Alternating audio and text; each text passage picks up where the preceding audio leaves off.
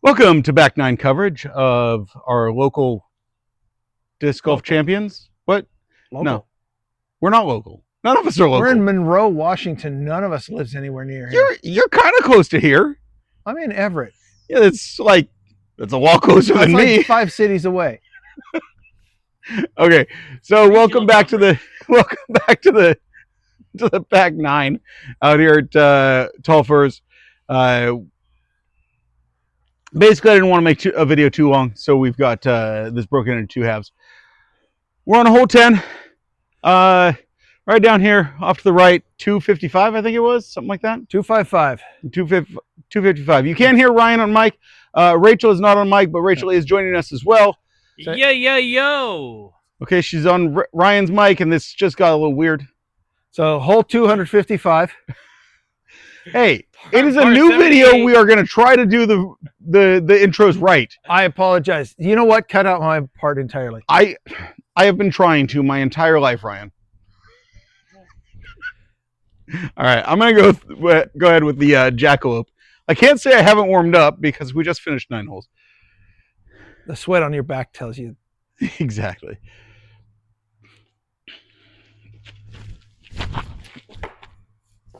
Okay, so it looks like I didn't warm up. We'll be doing an edit here.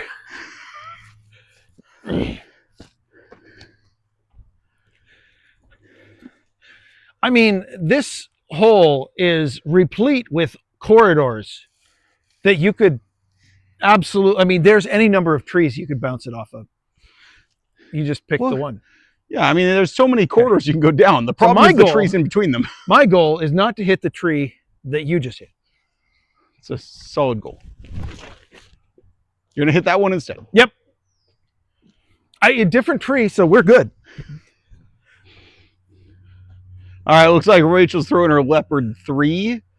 I actually really like this disc. I kind of want to throw it sometime, but...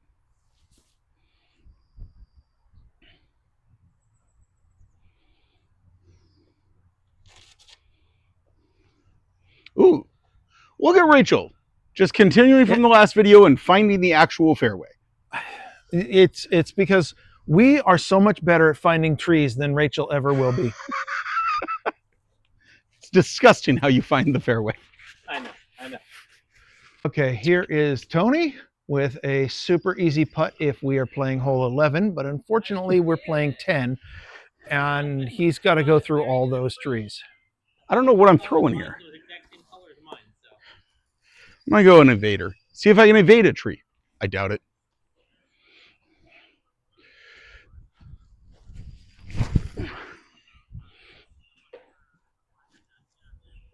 I did not. You actually evaded several trees. You know, just to continue on from last video, I've got to throw through this garbage. We're just going to assume it's going to get out of the way. If you hit it hard enough, it will. I hope this is a par 4 because I don't think any of us are making threes. Yeah, that's not putting distance.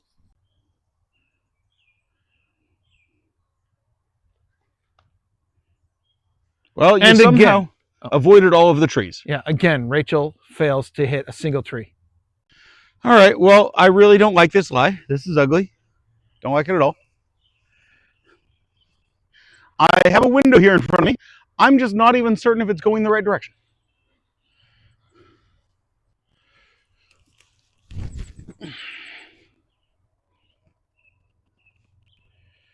You want me? I can pick it up and move it.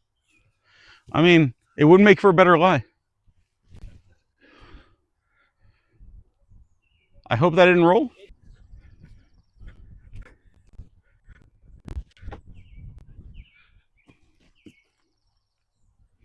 Ryan playing backstop back there. All right, and here we are with the fairly steep ground of the basket and discs that like to roll. And the fade on this disc is to go right down that hill. Then you should throw it left-handed. No. You've been doing putting practice left-handed, right? No. Okay, so that'll be your next video. Let me do putting practice from 5 feet, left-handed. I'll still only be 50%.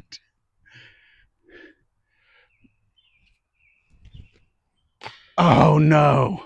It's a tap in though. It stayed. That's what's happening. And then, hey, how do you know I was going to make that one? Hole 11 at Tall Firs, par 3. That's probably in frame. It's a fairly short one, and we are throwing right at some dude's building. They built it's a really dilapidated barn with moss on the roof, so maybe they don't care about discs hitting it. But we know that lots of discs are going to hit this. So my goal is instead to hit the basket and also not any trees. You're not very good at achieving goals because you hit trees a lot. You can reach your goals. Just have faith, proof. Something like that. Throw the damn disc, Ryan. It's not about achieving your goals. It's about just setting them.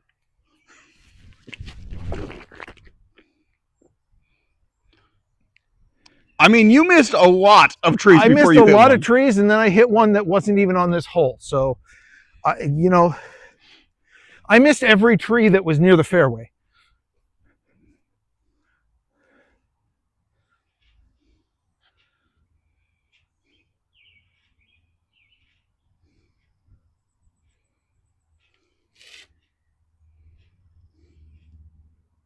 Again, not a single tree.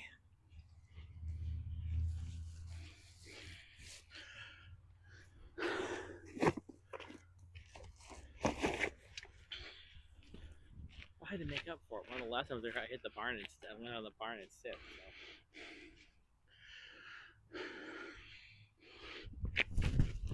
So.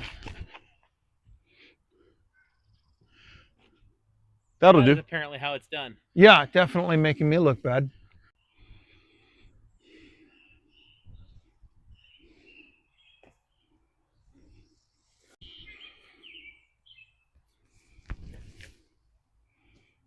Interesting shot shape. I mean, it got there. It's the only thing that thing knows how to do is just spin and drop. Oh, that was the slab, wasn't it? Yeah.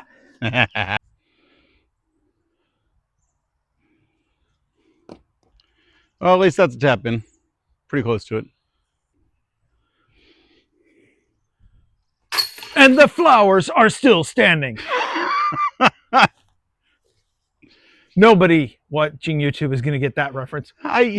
You know, I'm old. Maybe I have old subscribers.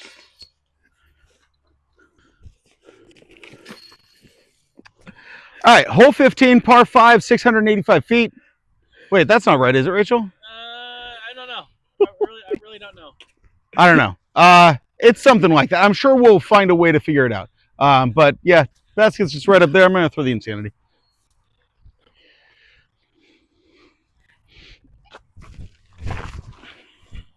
That's going to be left. Distance just short. Yeah, short left.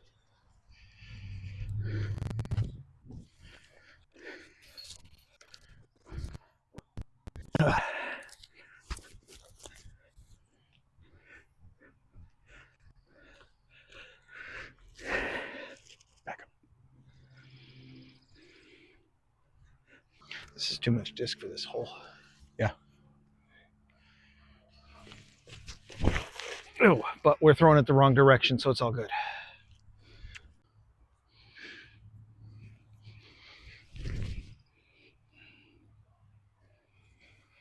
You know, I just sat here and focused on you that entire time. It was a good shot. And you missed that I parked it right underneath the basket. Pretty close to it.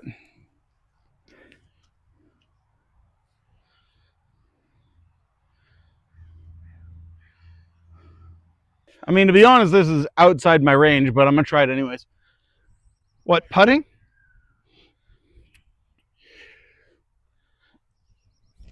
Oh, wow. Just ripped that to the right. Just wait. Just go ahead and take all the time you need to set up. My mojo will drain away. I know. See what I mean?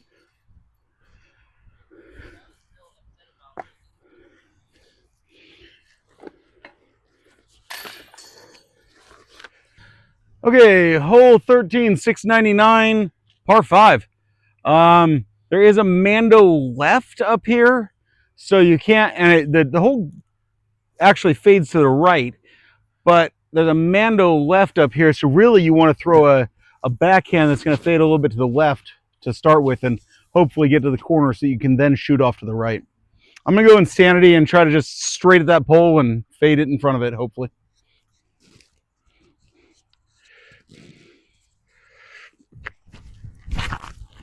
I hope that fades.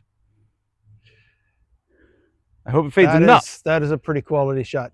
Oh, I think with the roll, I think I'm in good shape. Better than I'll do. Not with that attitude.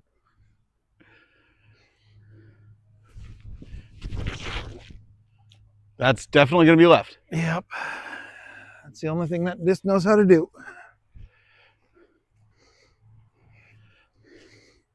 It's like a NASCAR driver.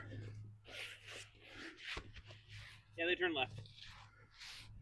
That was like a 50-50. I couldn't remember if they're always turning right or left.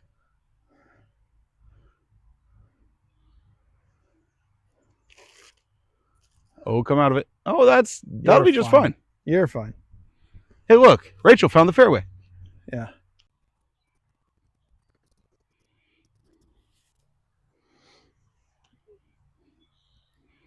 That'll do. That'll leave you a nice opening there. You got a happy little groundskeeper making noise? Yeah, I suppose we can wait until after he's out of the frame at least. The noise doesn't actually pick up too bad, so. No. He waved at me, so, you know, that little confidence boost. Unwarranted, of course. I'll be playing over that side. I have no idea if the camera caught any of that flight. Oh, you got to be joking me.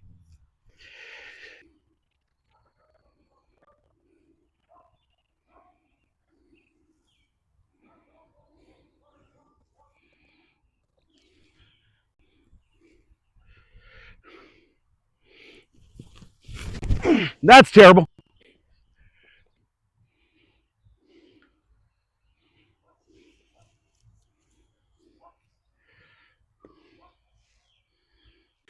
All right, so I had 1, 2, 3. So this is 4. So if I can get this into putting range, I can get a par. If you can sink this in the basket, you got a birdie. Yeah, I can get a birdie out of this, right?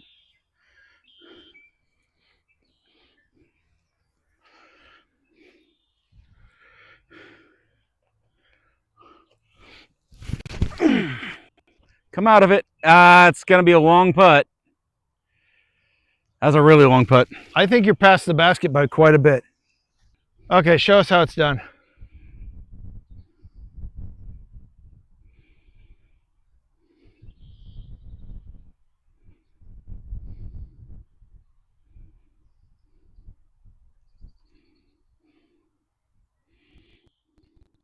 This is my 4th shot, which is definitely not getting in, so no birdie for me, which is pretty much story of this course.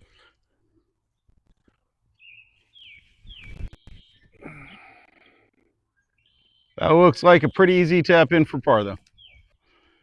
Going for your women's series glitch there, huh?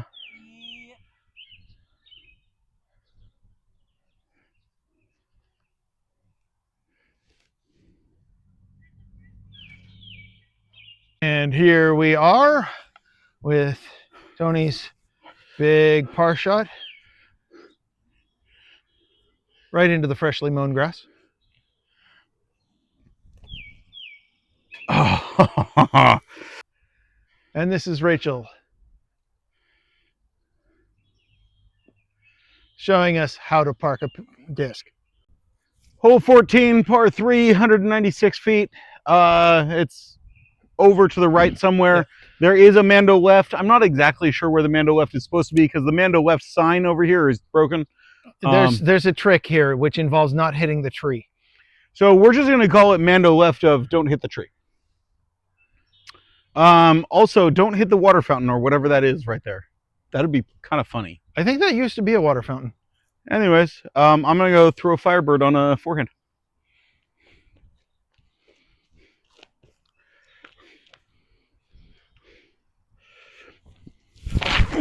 Oh, way too high. What did I Oh. say about hitting the tree? But I made it through. Honestly, you landed in a pretty good spot. I hope so. Somebody show me how it's actually done. Not as much fairway here, but that path, I bet Rachel can put it on. She is absolutely being a fairway finder today. I got to say, I'm kind of impressed. I'm pretty sure there's fairway right behind that stuff. I mean, if there's not fairway now, we're going to make it fairway just so she hit it. And, you know, even if it's unfair.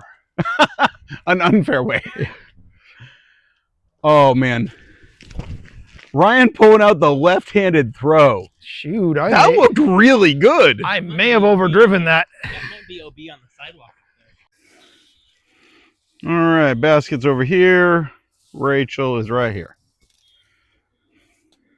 Not too far. I think she can make that.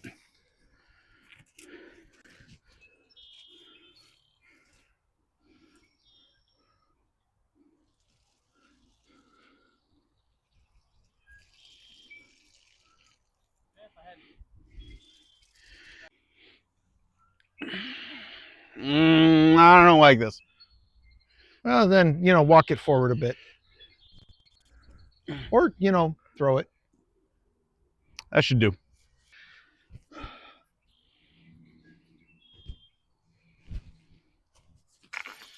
Nice birdie, Rye. I'll take it. Enough to record Rachel's tap in. Yay!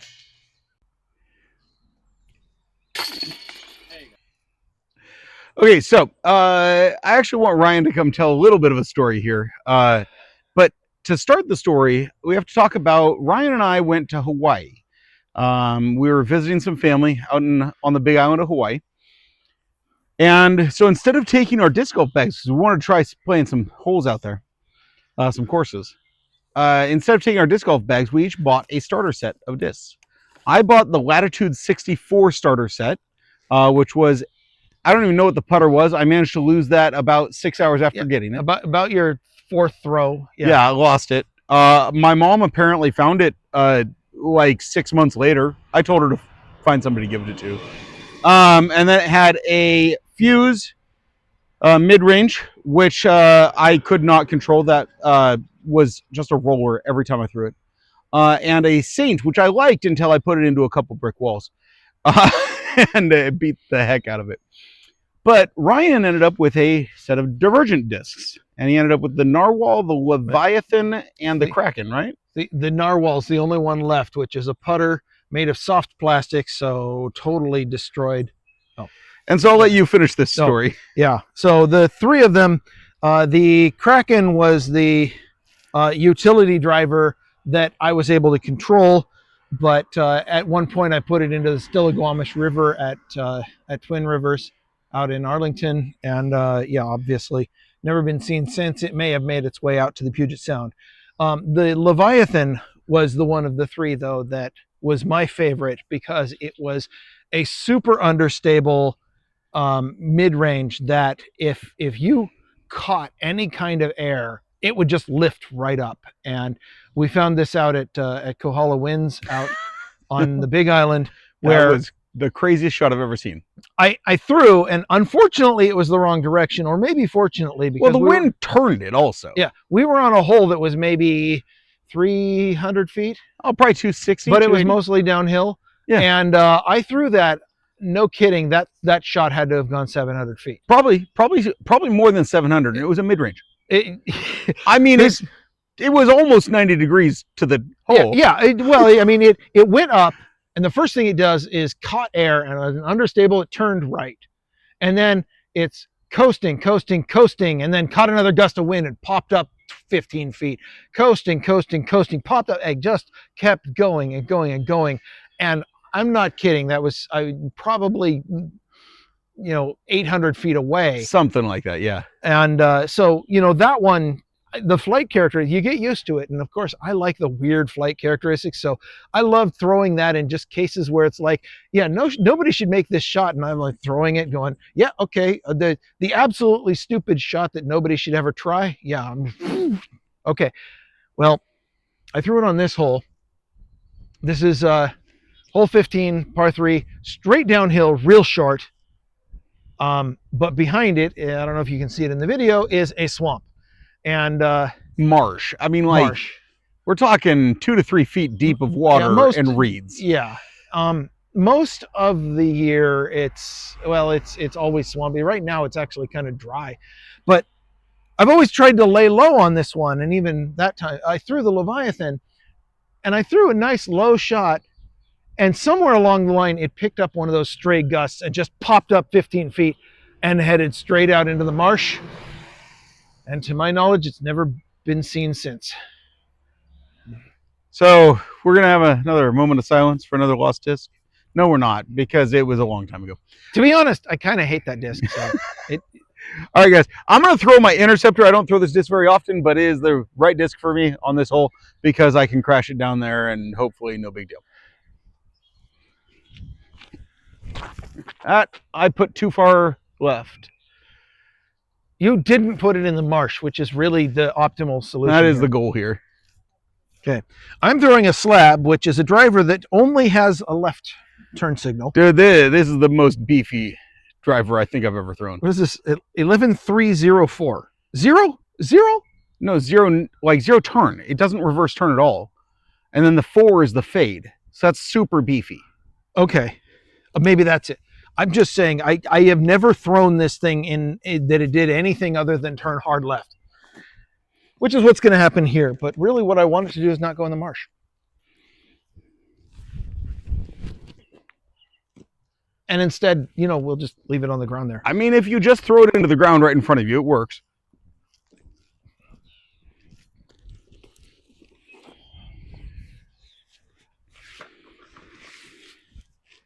And Rachel finds the perfect fairway shot. She does find the fairway.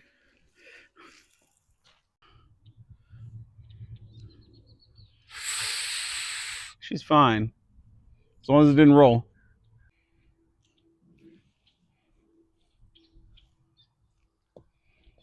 That'll do.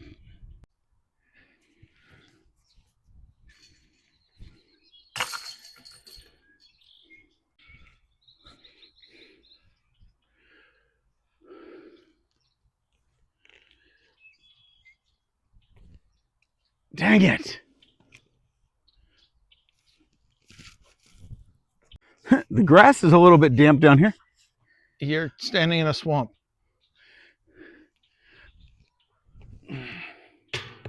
You jerk. Hole 16, 318, par 3, I'm assuming. Yeah, and we've been playing the short tees all day, which is why it's just a open course. I want to back this up and turn around. Oh, that's not going to work. Never mind, I just screwed up your shot by picking up the camera. But the long tees that we haven't been playing all day, the long one for this is the other side of the swamp. You actually have to swamp carry for about 250 feet. So it's a long shot. But I'm going to go jet.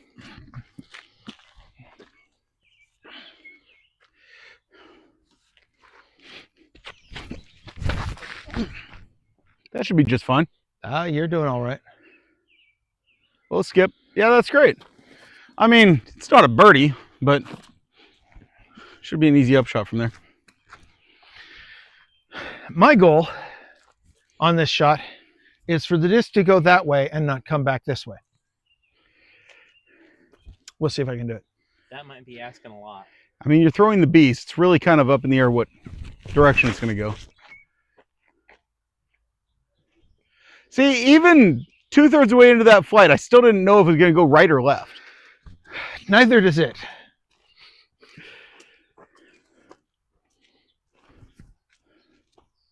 And honestly, if it had gone right further, it would have been a great shot. I didn't have enough speed on it.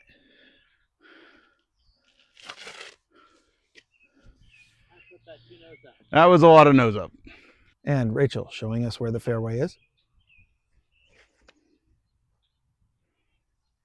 Right there. And actually, Rye, that was a pretty good shot. Yeah. I thought going right would have been better. That was good position. If I had tilted it just a little up higher or thrown a little harder, I'm tired, so there's not a lot left in my arm. But if I put a little more speed on it, it would have turned over more. But if I got it to turn over a little bit and then drop, that's the best. The best shots with this thing are the ones that start like this and they go woo and turn over to about 30 degrees and then they come back. You get so much distance on them. All right, you're up shot. Oh, is that the Griffin this time, or this is it the sword? Griffin, or as some people would call it, the Griffin. We don't talk about those people. No, we don't. But also, I just wanted to make sure that's not your sword, because you've twice, I think, today already thought you threw that disc, and it turned out to be the sword. You know, it's round and it's whitish, so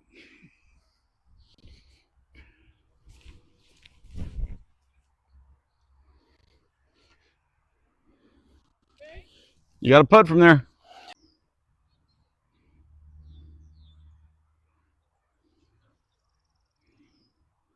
That looked like a great shot, Rich. or not. Oh, look at Mr. I have to record all the really terrible shots. Yeah, that's what I need. Like I said.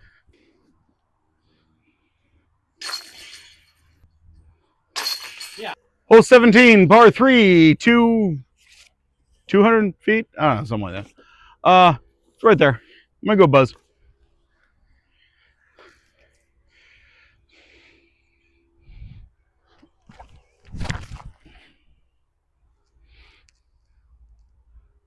That'll do.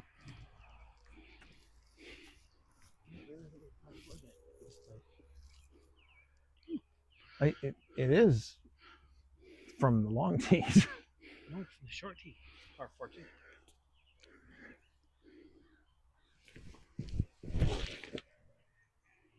Tree. I mean, you found one. You found a tree. Proud of you.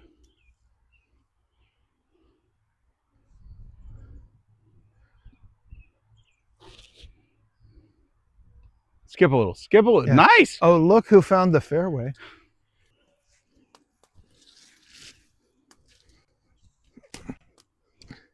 You know, when I saw you lining up that shot, I thought you were crazy, but that was a good shot. I'm not sure that was. Actually, It is. Okay. with the stop against that tree, I think you got an easy, not too difficult putt. That's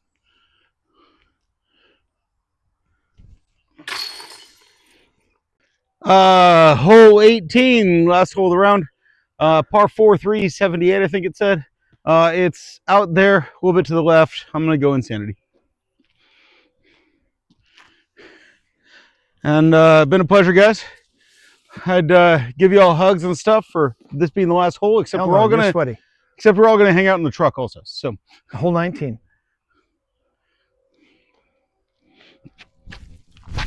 that's not good.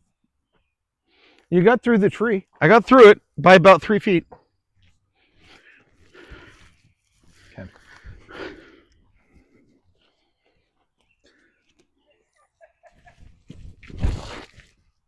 Damn. You know, honestly, that kept you from going even higher. I'll take it.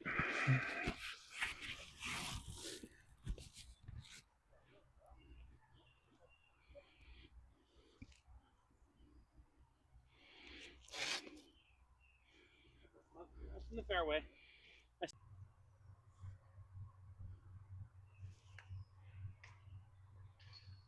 Well, you're still in the fairway. You passed a couple trees.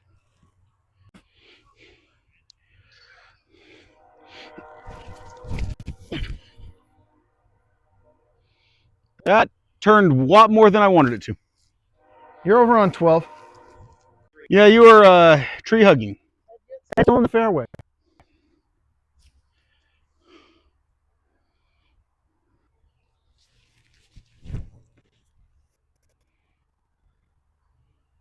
All right, that actually looks pretty dang good.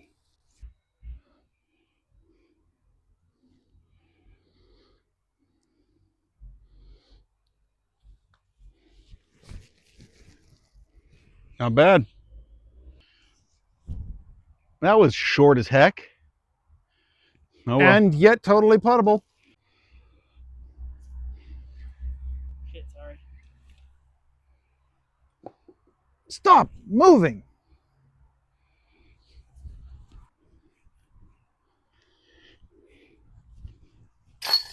That's how it's played. Felt good to actually sink one of those. I don't feel like my putt's been on that well today. That would wrap it up for 18 holes here at Tall Firs in Monroe. This is such a nice course. We were actually just discussing, we think the pars are probably a little soft. I mean, it made me feel better about myself, but we're thinking the pars are a little soft mainly because we think they're probably set for the long tees, and we played the shorts, so made it a little easier. But it's a really fun course, really nice. It is pay to play, but it's not super expensive either. I think it was $10. $10 a person. Yeah, so not too bad. Regardless, thank you for coming out and watching with us, and thank you to Ryan, and thank you to Rachel for coming along, and I guess I'll see you all on the next one.